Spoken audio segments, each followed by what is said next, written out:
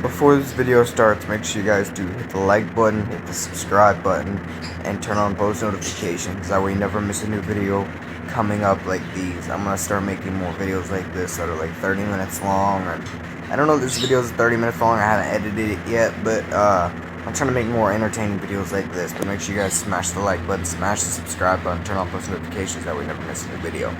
This is the vlog for the day. Hey yo, good morning Epic Squad, what is poppin'? You guys remember I had two foilers when I was going to make on my project. I actually sold them both. I don't have them anymore, and I have this now. This is a different one. This one's fully complete, everything, and it runs. What I'm going to do actually right now, well, it doesn't run at the moment. The engine is perfectly fine. It runs and everything. It's just hydrolocked because my stupid ass, I didn't do the knowledge. Like, it was a perfect idea, but I didn't do the back thinking. So basically what I did is, there was one of these on here. One of these little valves that you could turn on and off, but it was a three-way. Yesterday I was trying to find out how to turn the gas on, because I turned it, but I didn't know if the gas was actually on. So basically what I did is I accidentally broke the little plastic piece off, where the hose hooks up. So what I did is I just took all the lines. I took two lines from the tank, pulled them off, took the two lines from the fuel pump that goes to the carburetor, and hooked them straight to the gas tank. Good idea, right? But I didn't do the back thinking by hooking straight lines right to the carburetor. On a lawnmower, you can do that because a lawnmower has a float and a little needle, and there's a rubber seal in there. And when the carburetor bowl is full, the float floats up even, and then the seal, and then the little needle plugs the hole so no more gas can get in, so all the gas just stays. And once it burns a little bit, the float goes at an angle, it lets more gas in, plugs it off, and it does that. That's how the mower works. Four-wheelers don't have floats in there, so they ain't gonna plug it off, so was just constantly getting gas, and it was just pouring gas out of the carburetor hole, just pouring gas out of here. I do believe this is it's a 330 Trail Boss Polaris four-wheeler. Let me flip the camera so I can show you guys some stuff on it. It's got neutral, which is in right now. It's got forwards, neutral, and then it's got reverse. The throttle actually doesn't stick. This little piece is missing. I don't really care about that. It's got a pusher bar, so if I need to push anything, that's like an actual really sturdy pusher bar. The only thing that's really wrong with this is the frame is sort of bent, so look. If you look at the tire.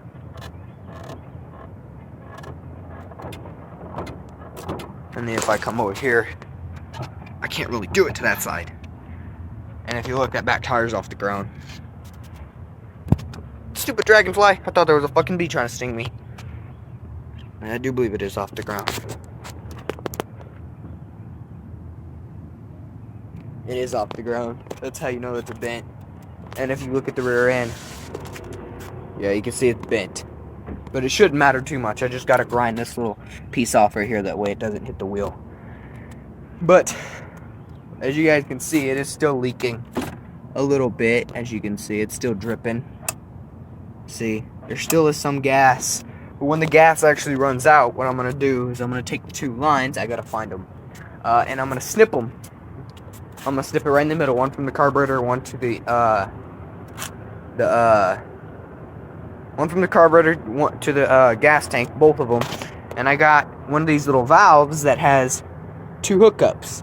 So one hose will go here, one hose will go here. So from the gas tank to here. So one from the gas tank will hook on here, and one from the carburetor will hook on here. And then I can turn it on reserve to where there's not a whole lot of gas is flowing. And I got another one on that mower for the other line. So basically what I'm saying is, let me flip the camera so I can finish my sentence. So what I'm saying is that right now it's just direct gas constantly getting into there. If I can get these lines actually hooked up, what will happen is if I can turn it like off, if I turn it on, it's just going to constantly leak. Right now the whole motor is hydro-locked because of how much gas is in there. I haven't tried pulling it over since all the gas is out, but I'm pretty sure it's still hydro-locked. I can't even pull it over. I'm gonna take that plug out, but it's hydro-locked as hell. All I gotta do is take that plug out and all the gas will leak out, and then it'll be on hydrolocked. But all I gotta do right now, after all the gas is out, I'm gonna give it like another 10 minutes to fully leak, because if I push the throttle, some gas does still come out. I'm gonna give it a little bit, that way no gas leaks on me, but I'm gonna go ahead and do that in a little bit. I'm gonna just go and use this one, which I hope ain't broke. There's a little plastic piece to be looking. Might leak gas. It might leak. I don't know. We'll still use it. Hopefully it don't leak. Worst case scenario, I'll buy another one. Those are like $1 or $2. These are $12. If I went and bought, where did it go? Oh, I pulled it off. But the one that was on there is like $12. I was gonna buy one until I decided to do this method, which is a good idea, but I didn't do the back thinking. But I'm still gonna do this method, just with a little bit of extra knowledge. There's been gas in this before, and it hasn't leaked when it's been on, so hopefully it'll be fine. Worst case scenario, it leaks just a little bit. But, yeah, I'm gonna do that in a minute. I'm gonna sorry, my sister's in there watching YouTube. And, I'm gonna snip these lines. I'm gonna go ahead and hook them up. And then throw a little extra, get it on hydrolock, throw a little extra gas in it, and call it a day and see if it'll start. So I'll catch you guys when I am done with that. It'll be like a second for you, but it'll be like 30 minutes to an hour for me, because I want to make sure every drop of gas is out. Alright, well, it seemed like a second for y'all, but for me it was like almost an hour. Alright, so I got a valve here. I plugged that little hole with some rubber. It still leaks, like drips, like it still drips, but it'll be much better. These were way too small, the valves were, where the lines go up, so I had to put some clamps on them. Especially on that one. That one was tiny. I had to put one of those little clamps on there. It doesn't look like it's tight, but that's tight. And this one, it was way too big, so I barely could get it on there. It's like on there like an inch. It'll be good enough. I'll get like vice grips or something to scoot it a little bit more, but it'll be fine. All I gotta do now is, well, it's about it. Both of them have valves on there. It's gonna be a bitch to make sure that one's on. I do believe I turned them both off. Yeah, this one's off. Yeah, and that one's off. Let me see if I can see to the camera.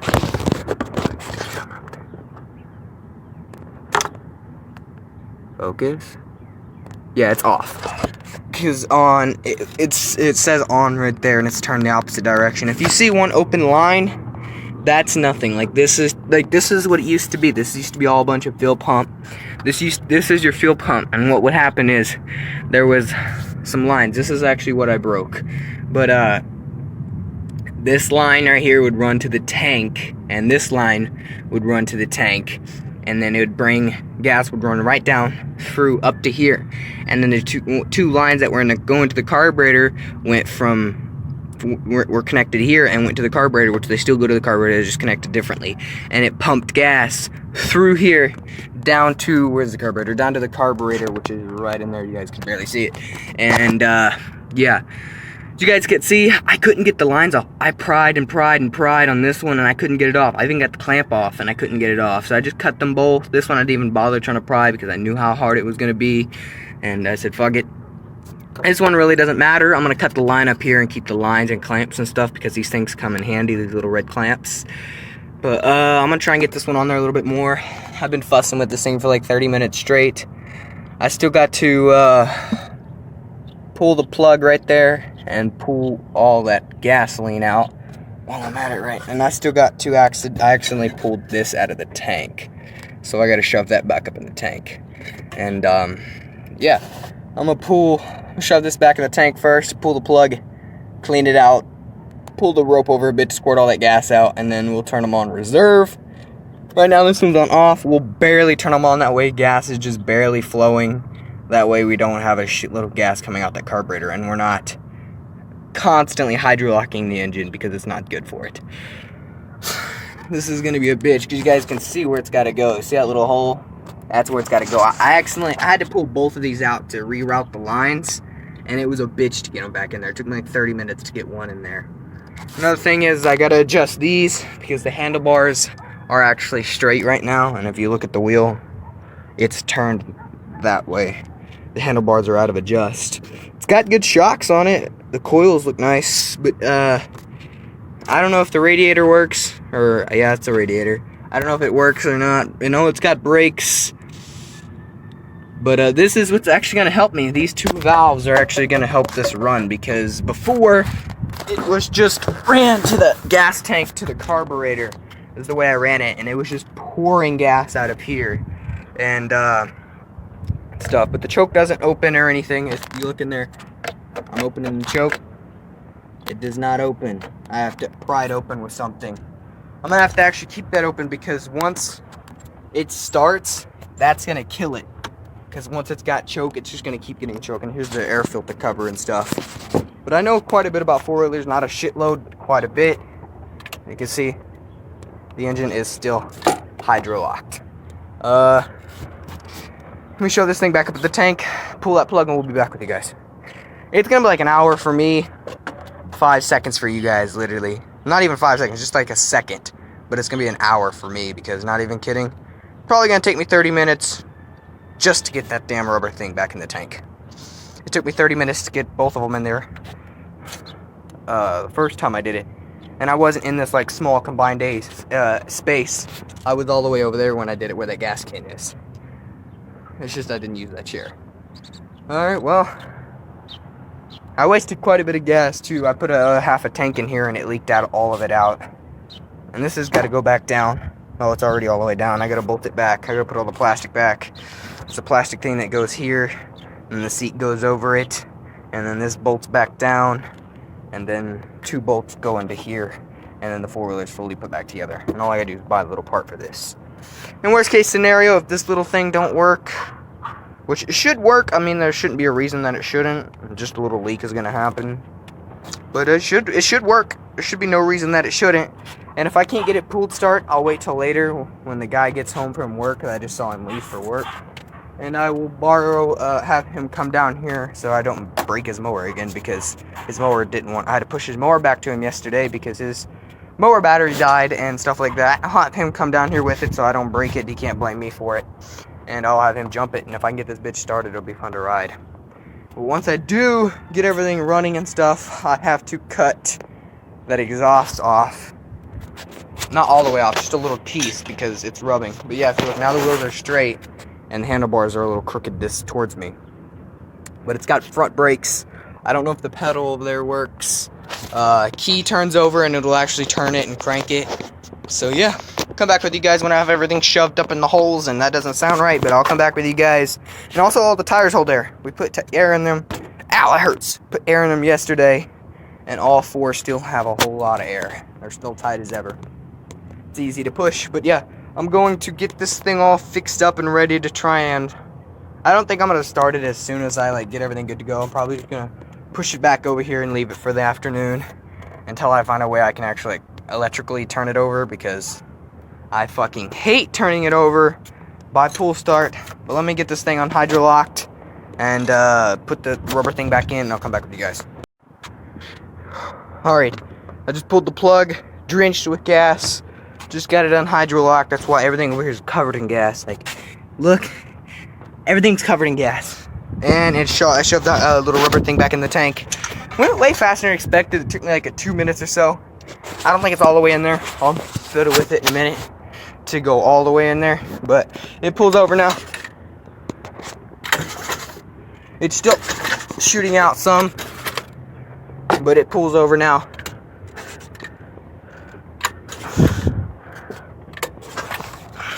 It pulls over now, so I got the engine on hydrolocked. I'm not gonna put any gas in it right now.